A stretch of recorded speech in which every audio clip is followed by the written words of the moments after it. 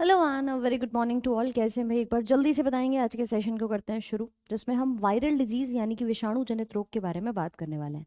सभी को audio video clearly आ रहा है? एक बार मुझे फटाफट से बता देंगे कमेंट सेक्शन में।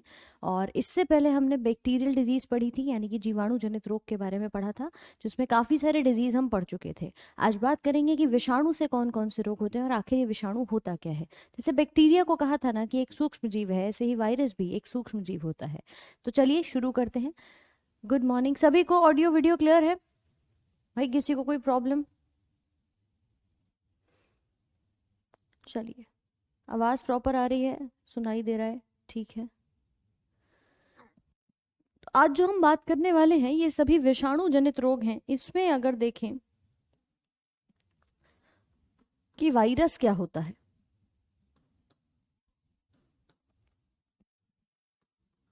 यानी कि विषाणु जनित रोग। देखिए, विषाणु जनित रोग हैं, उससे पहले समझ लेते हैं कि वायरस क्या है।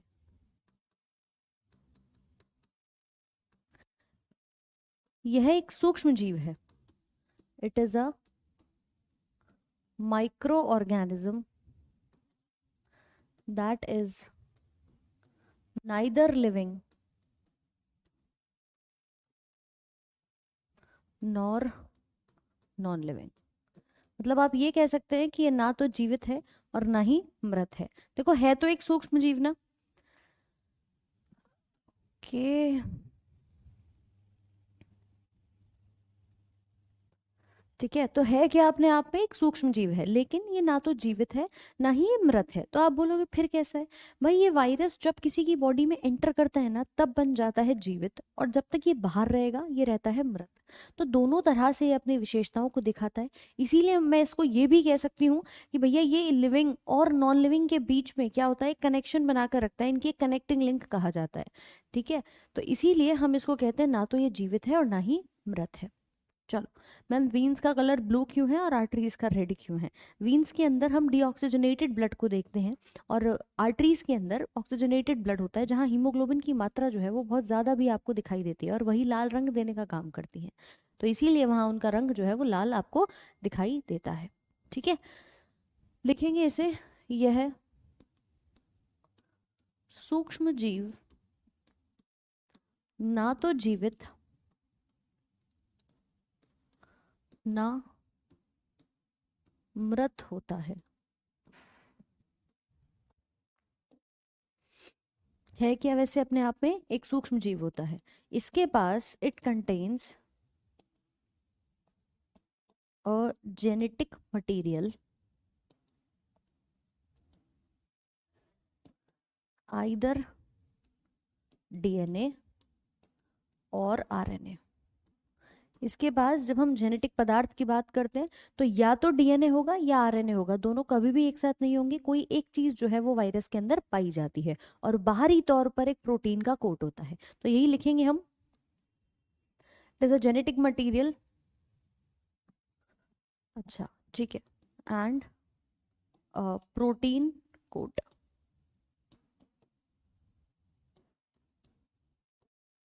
ठीक है भाई।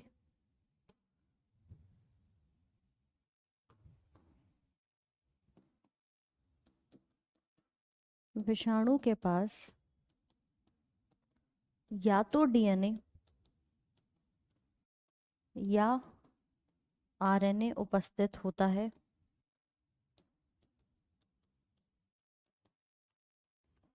और एक प्रोटीन की झिल्ली।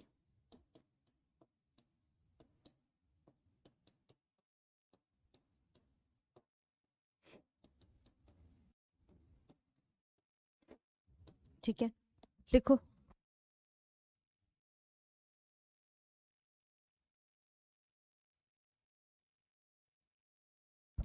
क्लियर है सबको?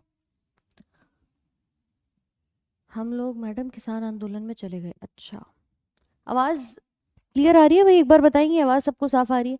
तो मैंने दो पॉइंट बताई, या तो ये लिविंग है या नॉन लिविंग है, दोनों तरह से विशेषता दिखा रहा है। दूसरा, इसकी बॉडी में एक जेनेटिक पदार्थ होगा जो कि या तो डीएनए है या आरएनए है, दोनों कभी नहीं होंगे, और एक प्रोटीन की कोटिंग यहाँ पर पाई जाती है। ठीक है, नोट कर लो इसको एक बार फटाफट से।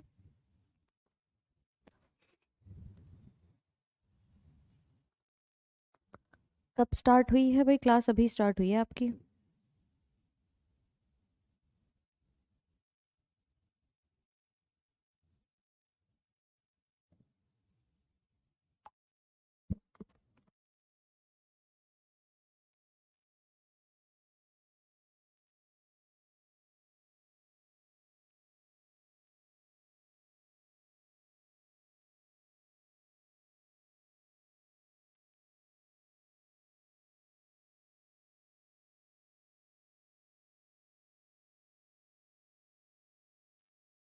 चलिए, क्लियर। अब देखो जरा इसका एक बार स्ट्रक्चर देख लेते हैं। अगर हम बात करें कि वायरस ना कुछ इस प्रकार का दिखाई देता है, ये देख रहे हैं बीच में क्या है, इसके जेनेटिक मटेरियल है, और चारों तरफ क्या है मैडम, चारों तरफ इसके एक प्रोटीन की कोटिंग जो है वो यहाँ पर लगी हुई है। साथ ही साथ में जब हम बात करते हैं तो ये बहुत ही छोटा रूप में आपको नजर आता है, मतलब बैक्टीरिया से भी छोटा ये आपको यहाँ पर दिखाई देता है। साथ में जब भी किसी की बॉडी में जाएगा तभी ये रेप्लिकेट करता है, मतलब अपनी संख्या को बढ़ाना यहाँ पर क्या कर देता है, शुरू कर देता है। जैसे ही हम बात करें ना इसके रोगों के बारे में, तो ये रोग तभी बनते हैं जब शरीर के अंदर ये एंटर कर जाते हैं। नहीं अगर एंटर करेगा तो बाहर घूमता रहेगा तो कोई भी बीमारी नहीं करा सकता। ठीक, हाँ बिल्कुल अनिमेश, स्टडी को हम वायरोलॉजी कहते हैं। ये देख पा रहे हो, ये पूरा का पूरा अंदर एक स्ट्रक्चर दिखता है और चारों तरफ इसके प्रोटीन होते हैं, जिन स्पाइक प्रोटीन की मदद से जैसे ही मान लो किसी की बॉडी पर ये आया तो आकर के फिक्स होने के लिए, चिपकने के लिए ये यहाँ पर क्या कर लेता है, इन प्रोटीन की मदद लेता है। तो अंदर की तरफ जेनेटिक पदार्थ है, बाहर की तरफ पूरा ये स्पाइक प्रोटीन दिखाई दे रहा है। ठीक है, चलो। तो मुख्य तौर पे छोटे से जीव हमें ये अलग अलग रूप में दिखाई देते हैं। ये प्रॉपरली आप इसका स्ट्रक्चर देख पा रहे हो तो आप समझ भी पाएंगे कि क्या है। बैक्टीरिया की हमने किंगडम मुनेरा में बात करी थी। बैक्टीरिया जो होते हैं वो कुछ प्रकार अपना भोजन खुद भी बनाते हैं और उन्हें कीमोसिंथेटिक मोड ऑफ न्यूट्रिशन कहा जाता है। अलग अलग शेप्स में होते हैं, कोई रॉड शेप का है, कोई कोकस है, कोई स्पाइरल है, कोई आपका विब्रियो कॉमा वाला दिखाई देता है। तो अलग अलग प्रकार से नजर आते हैं। ये वायरस है, वो बैक्टीरिया था जिनकी शेप अलग थी, वो प्रॉपरली लिविंग था। ये लिविंग और नॉन लिविंग दोनों की कैटेगरी में रहता है। बाहर होगा तो लिविंग, अंदर है तो नॉन लिविंग। तो लिख लेंगे इसको एक बार। It require host body to replicate and shows living nature।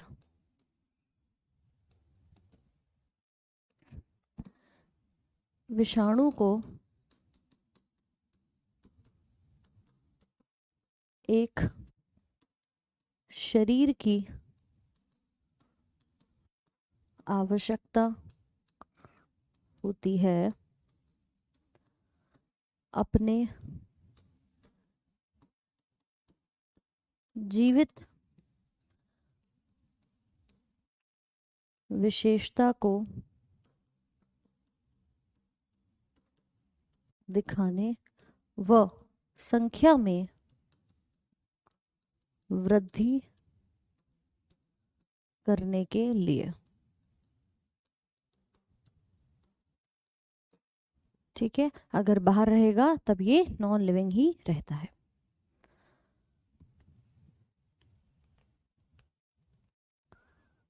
अच्छा, चलो भाई, सेकंड पेज है ये। प्रिया कुमारी मैम, आपका महा मैराथन नहीं होगा क्या? बिल्कुल होगा। ठीक है, और आपको बता दिया जाएगा जब भी होगा।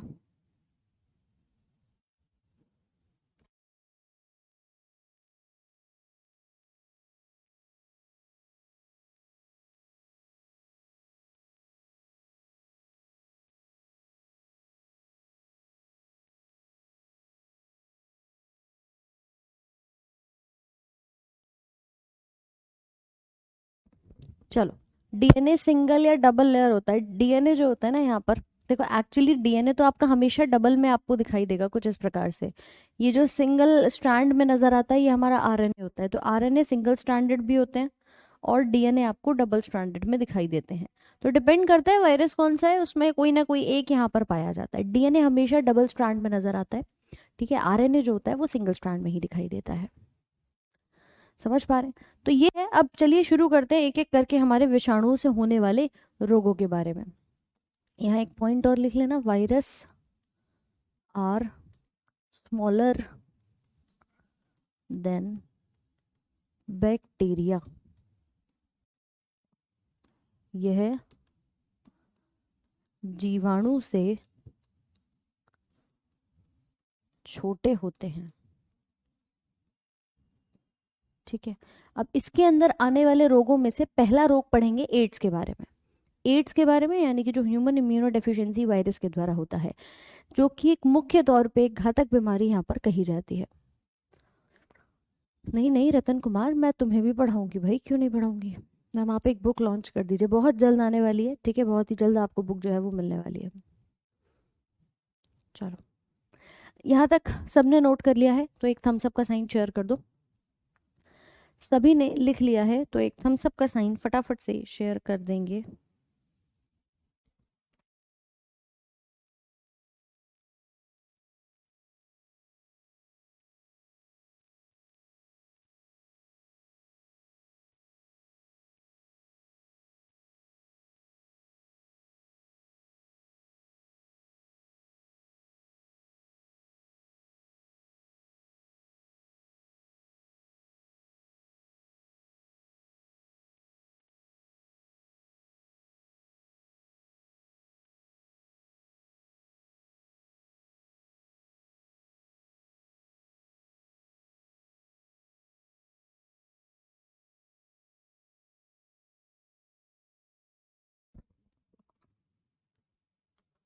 क्लियर? चलो, पहला रोग लिखते हैं आपका एड्स। एड्स जिसकी फुल फॉर्म होती है एक्वायर्ड इम्यूनो डेफिशिएंसी सिंड्रोम। इसका जो पैथोजन है यानी कि जो कारक है वो होता है HIV। HIV मतलब ह्यूमन इम्यूनो डेफिशिएंसी वायरस। इसके अलावा एक नाम और देते हैं यहाँ पर, रेट्रोवायरस। रेट्रो विषाणु। इसकी टेस्टिंग कराई जाती है तो प्राथमिक जांच जिसे हम कहते हैं, ठीक है, ये आप लिख सकते हो प्राइमरी टेस्ट, वो होता है एलिसा के नाम से। एलिसा यानी कि एंजाइम लिंक्ड इम्यूनो। देखो इसकी फुल फॉर्म बहुत इंपॉर्टेंट है, ध्यान रखना, फुल फॉर्म जरूर याद कर लेना सबकी। सॉर्बेंट एसे, और इसके बाद इसका कंफर्मेटरी टेस्ट होता है जिसे कहते हैं पुष्टि कारक,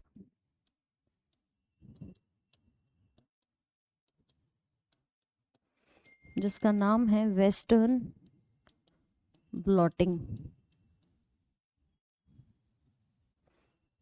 ठीक है, एड्स के लिए एड्स दिवस मनाया जाता है, एड्स वर्ल्ड एड्स डे, 1 दिसंबर को।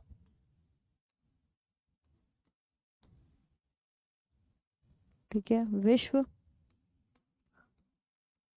एड्स दिवस प्रति साल 1 दिसंबर को मनाया जाता है। तो ये बीमारी है हमारी एड्स की। ये वो सारे पॉइंट्स हैं जो पेपर में छपे छपाए आते हैं मैम, कहीं ना कहीं से कुछ ना कुछ आ ही जाता है। कल मेरा पेपर है, all the very best Saumya, बहुत अच्छे से अपना एग्जाम करना भाई। और आज भी जिनका यूपी पुलिस कांस्टेबल है, मतलब मैं सभी के लिए ये प्रे कर रही हूँ कि सबका पेपर जो है वो बहुत अच्छे से जाए। तो जिनका भी एग्जाम है बहुत अच्छे से करिएगा, पॉजिटिव माइंडसेट के साथ, ठंडे दिमाग के साथ। पढ़ा है, हाइपर नहीं होना है किसी भी चीज़ को लेके। ठीक है, तो ऑल द वेरी बेस्ट, बढ़िया से अपना एग्जाम करके आना और फिर बताना कि मैडम पेपर कैसा हुआ। शिवांग कह रहा है रेट्रोवायरस क्या है? रेट्रोवायरस इसका विषाणु है। हम एचआईवी का भी नाम देते हैं और रेट्रोवायरस भी यहाँ पर जो है नाम पूछा जाता है। तो ये दोनों ही हमारे इसके कारक कहे जाते हैं वायरस से ही। बिल्कुल सफिशेंट है। ठीक है। कार्बन डाइऑक्साइड की प्रेजेंस, हाँ जी बिल्कुल आशुतोष, और साथ में आपका हीमोग्लोबिन की मात्रा जो है वो भी अफेक्ट करती है। चलो लिख लो इसे, नोट करो।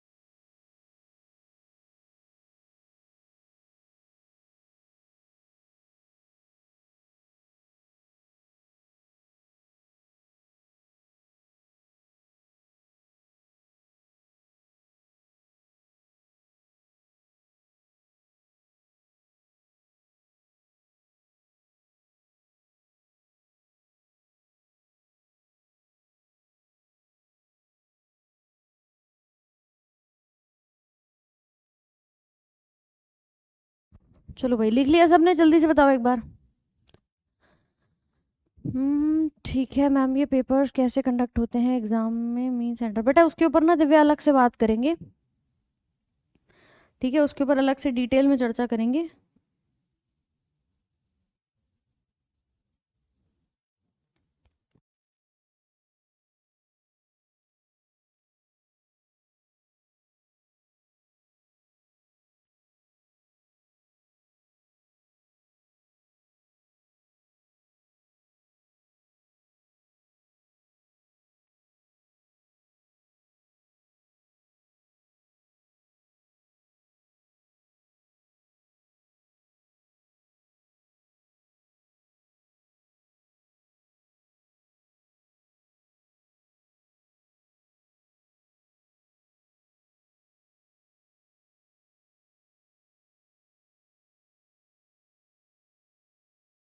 क्लियर? चलिए अगला लिखते हैं। रॉबर्ट गैलो थे जिन्होंने फर्स्ट टाइम आइसोलेट किया था एचआईवी वायरस को। मतलब पहली बार ना इन्होंने खोजा था कि भैया कुछ ऐसा भी यहाँ पर होता है। ये जो वायरस है, ये वायरस पूरी तरह से बॉडी के अंदर जाता है और जा करके आपके धीरे धीरे करके अपनी संख्या को बढ़ाता है। लेकिन जैसा मैंने कहा भाई, वायरस है तो इसके अंदर कुछ ना कुछ डीएनए आरएनए भी होना चाहिए। अब यहाँ पर क्या होगा? तो यहाँ पर पाया जाता है आपका सिंगल स्ट्रैंडेड, पूरा ही लिख लो इसको, सिंगल स्ट्रैंडेड आरएनए। इसकी लगभग 2 कॉपी पाई जाती हैं। ठीक है, ये बॉडी के अंदर एंटर करता है। कोई पूछे कि भैया इसमें जेनेटिक मटेरियल कौन सा है, तो आप बताएंगे एकल सूत्र वाला आरएनए। ठीक है, इसकी 2 कॉपी पाई जाती हैं। अब उसके साथ होता क्या है कि ये आरएनए जो है वो जाकर के आपकी बॉडी में पहले डीएनए बनाता है और फिर दोबारा से आरएनए बना के प्रोटीन बनाने का काम कर देता है। ठीक है, तो ये कहलाता है सिंगल स्ट्रैंडेड आरएनए, जो यहाँ पर मेनली काम कर रहा होगा। इसकी खोज सबसे पहली बार रॉबर्ट गैलो साहब ने करी थी, जिन्होंने इसकी आविष्कार किया, या मैं कह सकती हूँ कि खोज करी थी।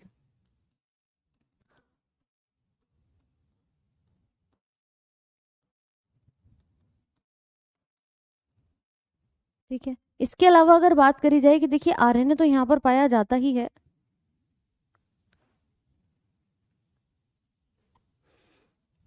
चलो नंबर मिल जाएगा, नंबर मिल जाएगा। ठीक है, और नंबर से पहले टेलीग्राम का जो ग्रुप है उसको ज्वाइन कर लेना, साइंस बाय राधिका मैम, मतलब राधिका मैम साइंस के नाम से, उसको ज्वाइन कर लेना। वहाँ पे आपकी सारी समस्याओं का समाधान हो जाएगा। शिवांग कल क्लास होगी, पॉजिटिवली कल क्लास होगी आपकी। ठीक है भाई, चलिए नेक्स्ट लिखेंगे 1981 में इसकी खोज हुई थी। ये जो रॉबर्ट गैलो साहब ने किया था 1981 में किया था। इसके बाद इसका पहला केस जो मिला था इंडिया में, first case in India was found in Chennai. कब मिला था? 1986 में। भारत में चेन्नई में पहला HIV 1986 में मिला। ये जो हम खोज की बात कर रहे हैं, ये बात हो रही है यूएसए में, ठीक है। भारत में आया था चेन्नई में सबसे पहली बार, कब आया था? 1986 में। मुख्य तौर पे ये फिजिकल कांटेक्ट से फैलता है। कोई इन्फेक्टेड निडल किसी ने इस्तेमाल कर ली, इन्फेक्टेड ब्लड ट्रांसफ़र कर दिया, उससे ये फैलता हुआ नज़र आता है।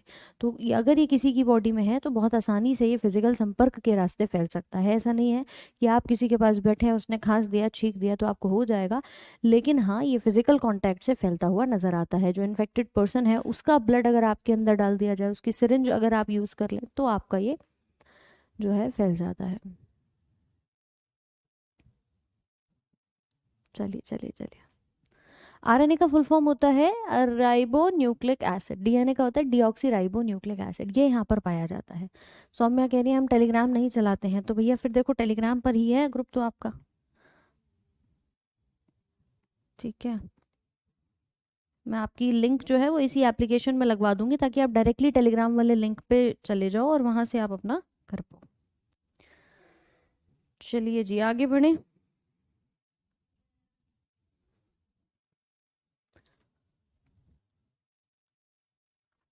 नहीं नहीं जितेंद्र, पूरी वैलिडिटी जितनी बताई गई थी 2 साल की वो आपकी रहेगी।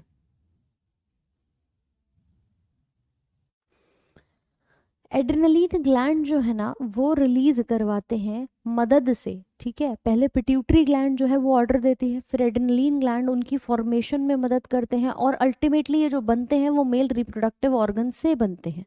तो बाकी की चीज़ें जो है पिट्यूटरी ग्लैंड ने ऑर्डर दिया कि टेस्टोस्टेरॉन बनना है। एड्रीनल ग्लैंड जो हमारी अधिवृक्क ग्रंथि होती है, वहाँ फॉर्मेशन शुरू होती है उसके ऑर्डर के बाद, और उसके बाद ये मेल रिप्रोडक्टिव ऑर्गन से बन जाता है। I hope Ashutosh this is clear. चलिए, तो भैया ये कहलाता है एड्स नाम की समस्या। किसी को कोई डाउट, कोई प्रॉब्लम? इस बीमारी की फुल फॉर्म याद रखना, पूछी जाती है। वायरस का नाम याद रखना, जांच कौन सी है, एलिसा का नाम याद रखेंगे, ELISA, और पुष्टिकारक जांच को वेस्टर्न ब्लॉटिंग कहा जाता है।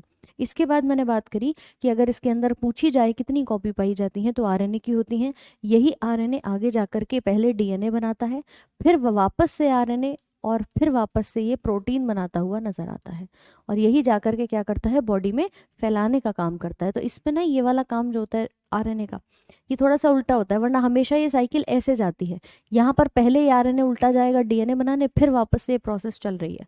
तो इसीलिए याद रखना, इस प्रोसेस में थोड़ी सी कहानी रिवर्स ट्रांसक्रिप्शन की होती है, वो हम DNA पढ़ेंगे तब उसमें और डिटेल में बात करेंगे, ठीक है। इंस्टा पे हैं हम आपसे ऐड, चलो बहुत बढ़िया। इंस्टाग्राम पे जो भी है वो इंस्टाग्राम पे जुड़ सकते हैं, सेम राधिका मैम साइंस के नाम से है। और जो टेलीग्राम पे जुड़ना चाहते हैं वो टेलीग्राम पे जुड़ सकते हैं, ठीक है सौम्या। DNA में बेस कौन सा रहता है? शुगर फॉस्फेट का बेस होता है। बाकी नाइट्रोजनस बेसिस जो होते हैं वो होते हैं वो एडेनली आपका AGCT के नाम से होते हैं, ठीक है। तो वो अलग अलग आपको दिखाई देते हैं, जिसमें एडेनिन, ग्वानिन, साइटोसिन और थाइमिन होते हैं। भैया यहाँ तक समझ में आ गया? तो अगले रोग पे आते हैं। देखो मैं तुम्हें ये चीज़ दिखा भी देती हूँ कि ये हमारा कहलाता है HIV एड्स का सिंबल। 1 दिसंबर को प्रति वर्ष विश्व एड्स दिवस मनाया जाता है, इससे जागरूकता फैलाने के लिए, ताकि भाई आसानी से हर किसी को ये एड्स नाम की समस्या के बारे में अवेयरनेस फैले, जागरूक हो, और व्यक्ति जो है इससे बच पाए। क्योंकि इसके लक्षण जो होते हैं ना वो कुछ खास नज़र नहीं आते, और जब आते हैं तब तक रोग बहुत ज़्यादा बढ़ चुका होता है। तो इस बात का भी ध्यान रखिएगा, ठीक है।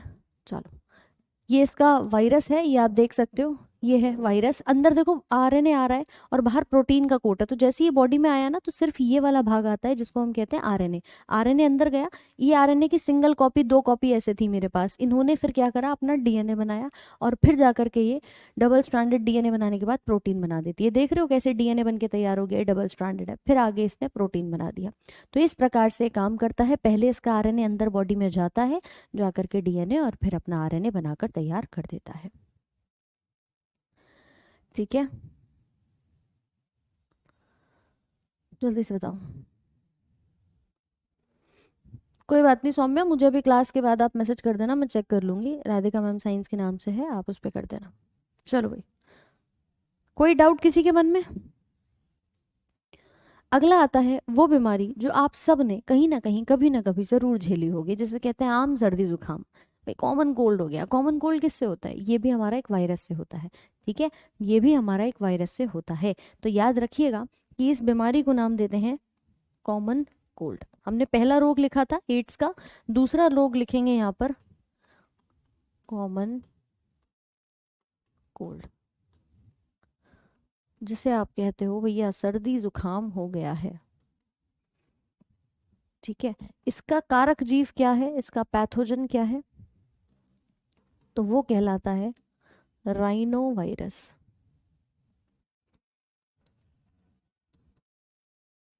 राइनो विषाणु इसे कहा जाता है।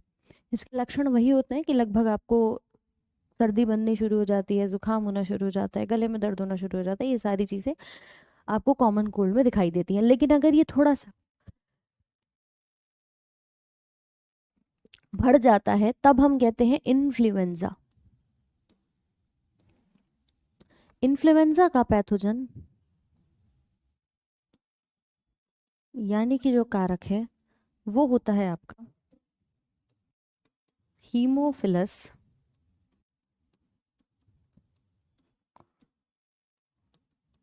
इन्फ्लुएंजा।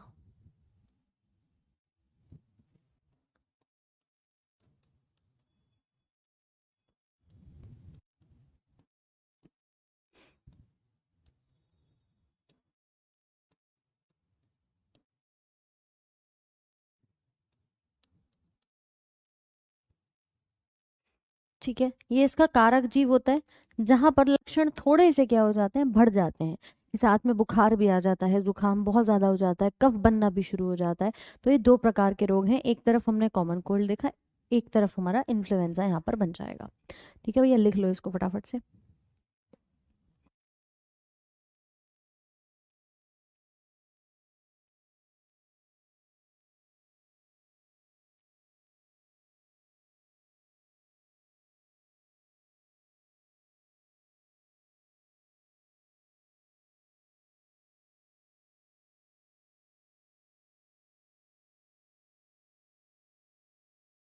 क्लियर है सबको? तो ये हीमोफिलस इन्फ्लुएंजा के नाम से भी जाना जाता है।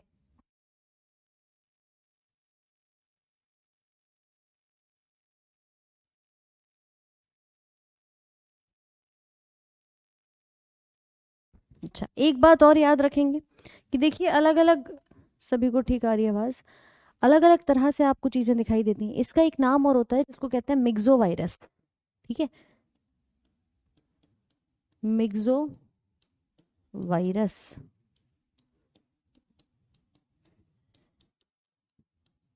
मिक्सो विषाणु। तो कई बार ना इसका ये वाला नाम भी आपसे पूछा जाता है कि भैया ये भी बता दो कौन सा होता है।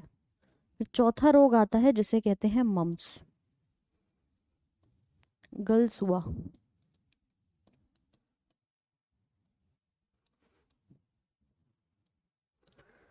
इसका कारक जीव होता है पैरा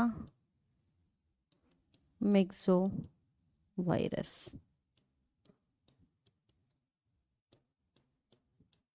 पैरा मिक्सो विषाणु, इसके अंदर होता क्या है, आपके लार ग्रंथि में सूजन आ जाती है। ठीक है,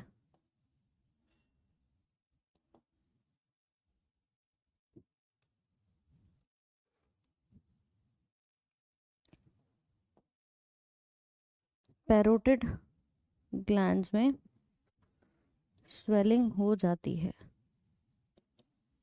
swelling in the parotid gland. अच्छा एक बात बताओ, एक बात बताओ, कॉमन कोल्ड सबको क्लियर है, इन्फ्लुएंजा सबको क्लियर है, तो मैडम ये मम्स जो है ना वो क्या होते हैं? मम्स की अगर हम बात करें, आप यहाँ पर देख सकते हो इस रोग को, कभी ऐसा देखा होगा किसी को कि यहाँ दोनों तरफ जो आपकी लाल ग्रंथि पाई जाती है जिसका नाम है पैरोटिड ग्लैंड, ये सूज जाती है, इसके अंदर सूजन आ जाती है, तो इसी रोग को नाम देते हैं मम्स। लोकल लैंग्वेज में गलसुआ, कन्वर, अलग अलग नाम इसको यहाँ पर दिया जाता है, ठीक है। तो ये याद रखिएगा कि कुछ इस प्रकार से आपको नजर आता है ये मम्स का रोग, जिसमें आपके सूजन कहाँ आती है? इस वाली, ये जो लार ग्रंथि हमारी जो सबसे ज्यादा लार बनाती है पैरोटिड ग्रंथि में, तो इसका जो वायरस है, इसका जो विषाणु है, उसका नाम हमने यहाँ पर क्या लिखा? उसका नाम लिखा है पैरामिक्सो वायरस। ये वाला मिक्सो वायरस है, ये पैरामिक्सो है। तो याद रखना इन्फ्लुएंजा और मम्स में क्या अंतर है। लिख लो इसको, फटाफट से नोट करो, लिखो भैया जल्दी से। अनिमेश सिलेबस की टेंशन मत लो, सिलेबस भी जल्दी हो जाएगा।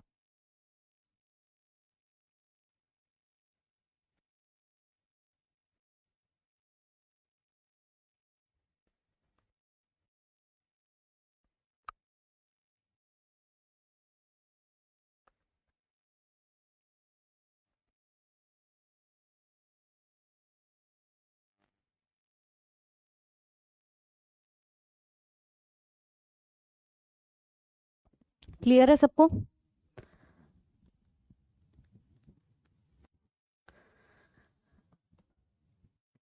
हाँ, एक पट्टी सी चिपकाते हैं डॉक्टर, है ना, बिल्कुल यही होता है। अलग अलग लैंग्वेजेस में इसको बोला जाता है। चलो, तो भैया ये सारे अलग अलग रोग हैं।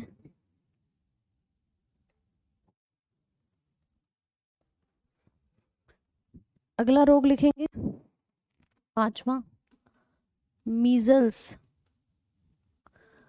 जिसका कारक कहलाता है रुबियोला वायरस। कारक यानी कि पैथोजन,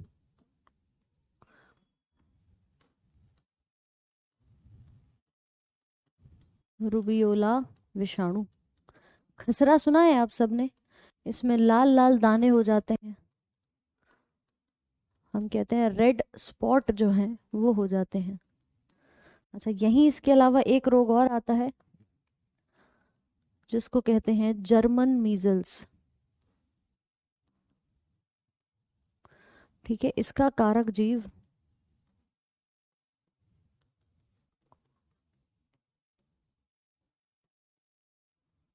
रुबेला वायरस कहा जाता है।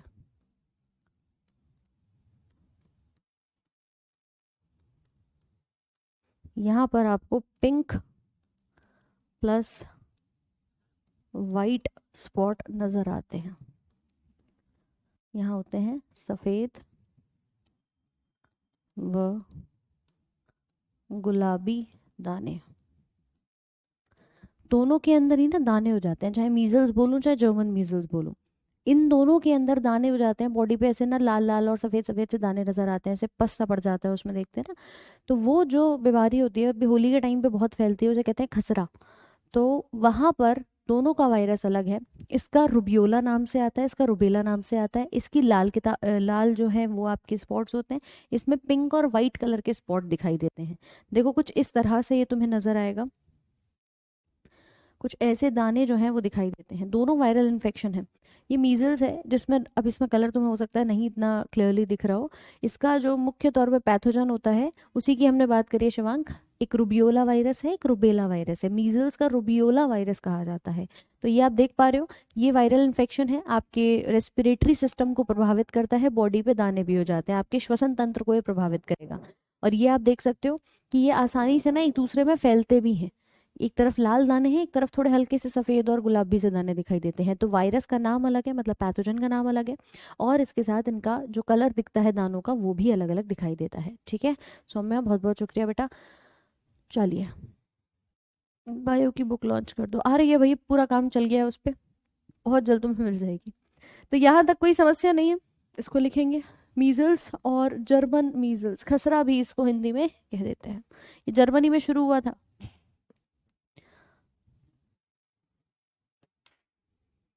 मुझे बताओ यहाँ तक सभी चीजें क्लियर है अब सभी को? क्यों भाई, जल्दी जल्दी से बताओ एक बार। कोई समस्या किसी को यहाँ तक?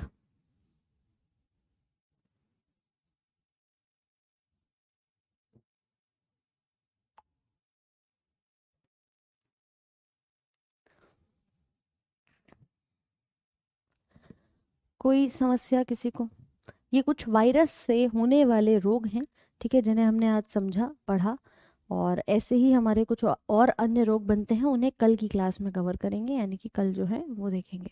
हर लिविंग ऑर्गेनिज्म में डीएनए है, कोई एक्सेप्शन नहीं होता। देखो नहीं, सबके अंदर डीएनए नहीं होता, किसी में डीएनए होगा तो किसी में आरएनए होगा, जरूरी नहीं है सब में सेम हो, किसी में डीएनए है किसी में आरएनए है। और वायरस एक ऐसा एक्सेप्शन है जहां पर आप देख पा रहे हो कि या तो डीएनए है या फिर आरएनए है, लेकिन वो कब होगा, जब बॉडी के अंदर वो प्रवेश करेगा। तो हर जीवित जीव का डीएनए होना जरूरी नहीं है। सबके अंदर एक जेनेटिक पदार्थ, एक आनुवांशिक पदार्थ होता है, लेकिन अगर मैं बात करूं भैया सबकी, तो एक ना एक जरूर होगा, दोनों साथ में किसी के भी नहीं होते। ठीक है, चलिए। हाँ, अब इसके बाद हम कुछ बीमारियां पढ़ेंगे, जैसे पोलियो है, चेचक है, small pox, chicken pox, dengue, chikungunya. तो कल का सेशन बहुत इंपॉर्टेंट रहेगा। क्लास आपकी आज रात तक शेड्यूल हो जाएगी, तो देख लीजिएगा, कल सुबह आपकी जो क्लास है उसको हम यहाँ पर कंटिन्यू करेंगे। तो चलिए, मिलते हैं आप लोगों से कल। और नोट्स के बाद बुक की ज़रूरत पड़ेगी क्या, देखो उसमें थोड़े क्वेश्चंस भी होंगे, तो आप चाहो तो उसको ज़रूर से कर लेना। मतलब वो एक वन शॉट सोल्यूशन मैं आप लोगों के लिए तैयार कर रही हूँ कि कुछ करना है नहीं करना, नोट्स तो तुम्हारे वहाँ भी है यहाँ भी है। उसके अंदर कुछ वन लाइनर और कुछ क्वेश्चंस मैंने ऐड करवाए हैं, तो फिलहाल जैसी वो आपकी बुक आती है आप लोगों को इन्फॉर्मेशन दे दी जाएगी। और मिलते हैं फिर आप लोगों से, ठीक है? तो कल, चलिए चलिए, ऑल राइट। बॉटनी की क्लास कब से होगी? कल ये चैप्टर खत्म हो जाए फिर बॉटनी करते हैं। मानव में डीएनए होता है। चलो, तो मुलाकात करेंगे कल सुबह। जब तक के लिए धन्यवाद, और रिवीजन जरूर करते रहिएगा। सुबह वही 9 बजे की क्लास होगी, है ना? चलो,